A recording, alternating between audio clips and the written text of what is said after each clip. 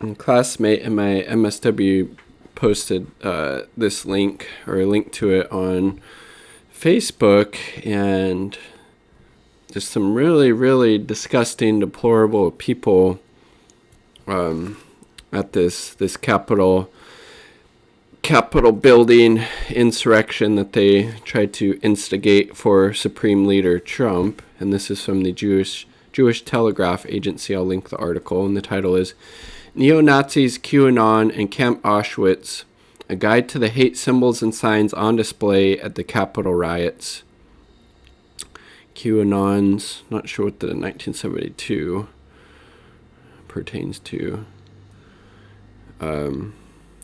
Sweatshirt spotted amid the mob that stormed the U.S. Capitol seemed designed to provoke fear. Camp Auschwitz, it read, along with the message, "Work brings freedom," a rough translation of the message that greeted Jewish prisoners at the infamous Nazi concentration camp.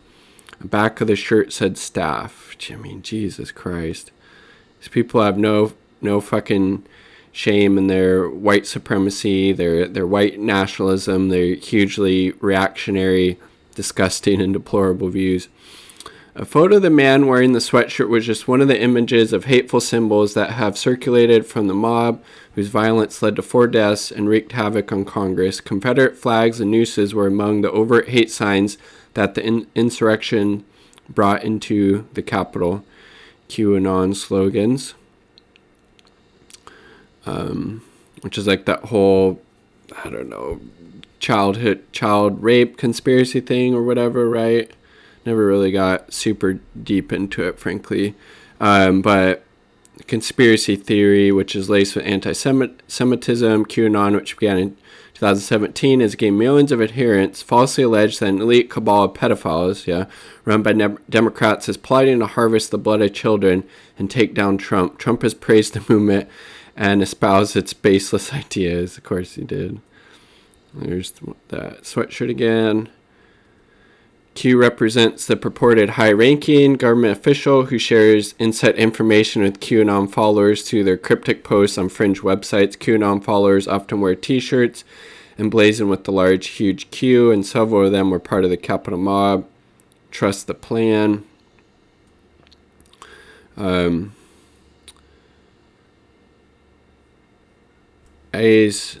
As Q's supposed predictions have proven false over the years, including the election of Joe Biden, which Q predicted would not happen, many QAnon followers became disillusioned.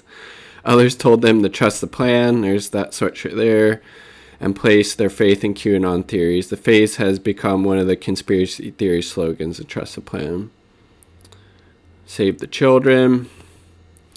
The children cry out for justice. At least that person's wearing a mask, if not, the fact that we're in a pandemic, but to maybe protect their identity for, to lessen the chance that they're going to get identified for law enforcement and face some probably pretty heavy penalties and charges. I mean, messaging related to saving children is core tenet of the QAnon because it alleges a global pedophile ring. In the photo above, a woman carries a sign saying the children cry out for justice.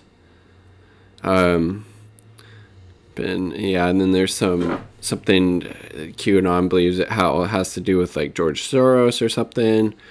Neo-Nazis, prominent Holocaust deniers and neo-Nazis were part of the Capitol mob. Far-right activists known as Baked Alaska livestream from inside the House Speaker Nancy Pelosi's office. Another extremist, Nick Fuentes, a white nationalist who leads far-right Groyper Army, was said to be in the room with him. Fuentes denies this, but was outside the Capitol Wednesday.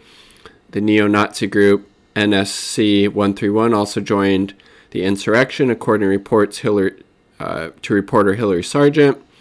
NSC stands for Nationalist Socialist Club, which is what the Nazis were, the National Socialist Party.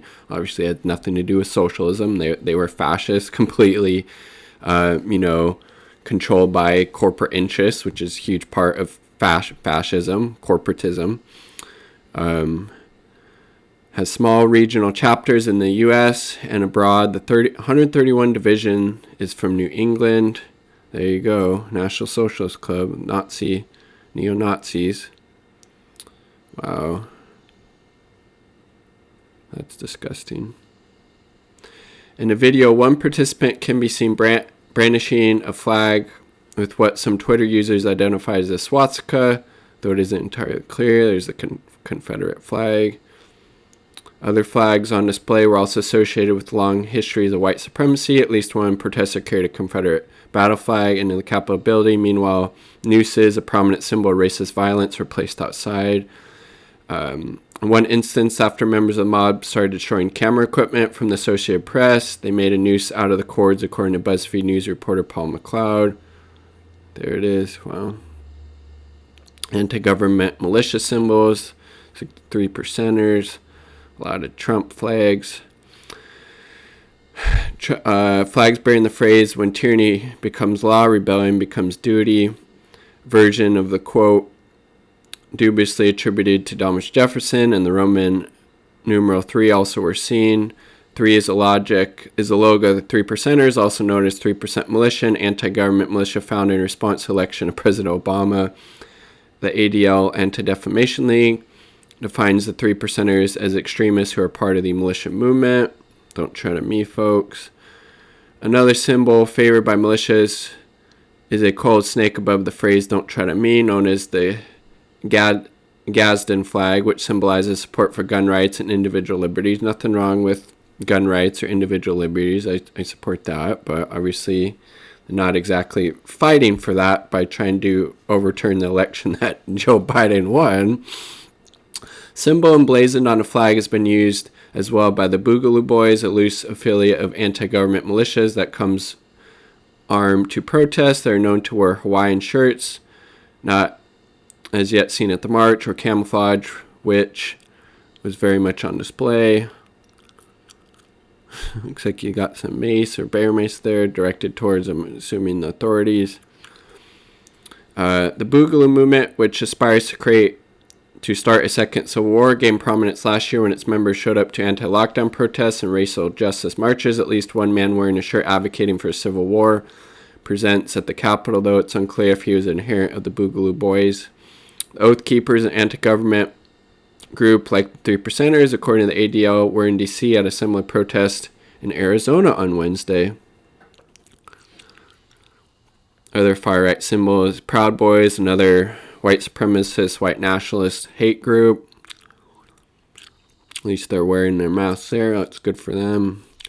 Members of the Proud Boys, the violent far-right group that Trump told to stand back and stand by during the September presidential debate, were black and yellow Fred Perry polo shirts along with Make America Great caps. Fred Perry, UK brand, said it would stop selling the shirt because of the association with the group. That's how much they don't like the Proud Boys. Proud Boys founder Gavin McInnes, who said he quit the group in 2018, was spotted in the D.C. crowd. The group's current leader, Enrique Tarrio, was ordered to leave the city earlier this week after being arrested on weapons charges. Earlier version of this article mentioned reports of a Proud Boys protester wearing a 6 MWE shirt, which stands for 6 million wasn't enough, a reference to the number of Jews killed in the Holocaust. However, the Jewish Telegraph Agency was not able to substantiate this claim, as the image circulating on social media appears to be from a Proud Boys protest in December rather from one this week. Kek, a phrase that has its roots in online gaming, has taken on new meaning on the far right. According to Southern Poverty Law Center, Kek is the deity of the semi-ironic religion the white nationalist movement has created for itself online. The word is used alongside the meme of Pepe the Frog, a cartoon character that has been appropriated as a mascot for white nationalists. The Kek flag seen above resembles a Nazi war flag with a Kek logo replacing the swastika and the color green in place of red. Crusader crosses. The shooter who committed the 2019 massacre in New Zealand mosque appropriated symbols of the crusade, and they become popular with other far-right ethno-nationalist groups. Symbol such as a medieval-style helmet or Templar and Crusader crosses are meant to harken to era of white Christian wars against Muslims and Jews. Yeah, just so much white supremacy, racism, xenophobia. It's disgusting. Punisher. The Marvel comic anti-hero, the Punisher, anti-Semitism as well. Punisher has been adopted in recent years by white nationalists and neo-Nazis to the dismay of its creator. The fact that white nationalists and Nazis embrace it is a tragic misunderstanding, Gary Conway told in Verse. It's a misappropriation of the character and a blatant disregarding of reality. Well, these people are obviously clearly disconnected from reality in a huge way. America has issues, so many issues. Make America's penis great again. With the foreskin, outlaw bloody trauma circumcision. Inactivists, anti-circumcision activists were there.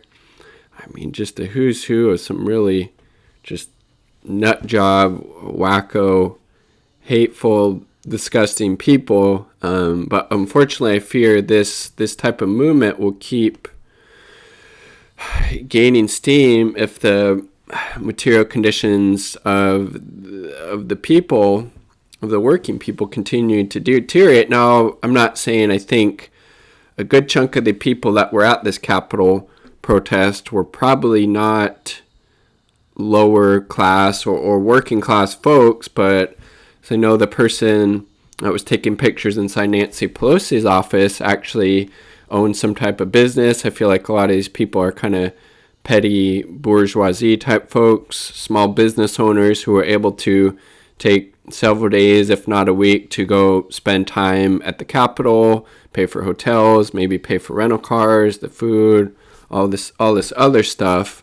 So I do think it would be interesting to see like what is the income of the folks that were actually at this insurrection, at this riot, at this very poorly attempted coup against the U.S. government because they didn't like that Joe Biden won, and this kind of hate, this kind of bigotry, this kind of racism, white supremacy, anti-Semitism will continue to get worse, unfortunately, if the material conditions of the people aren't met. If people continue to suffer, they're going to look for outlets for scapegoats, and obviously this is not the direction that anybody should head in. The problems in the U.S. and the globe is not because of any of these vulnerable or marginalized groups. It's because of the capitalist class that gets all of the benefits from our labor, and we end up with the crumbs, and it's just completely scapegoating in a really disgusting and hateful direction. And what do you do to get through to people that are so delusional, so bent on these hateful, ridiculous ideas that aren't founded in reality in any type of sense? How do you bring them back from that? Is there a way? I mean, these are literal fucking Nazis, white supremacists, anti-Semites, who seem to be pretty involved in this insurrection attempt. So I don't know. Not surprising, frankly, to see these type of folks partake in something like this, but still very, very disgusting and troubling nonetheless. Subscribe for more content.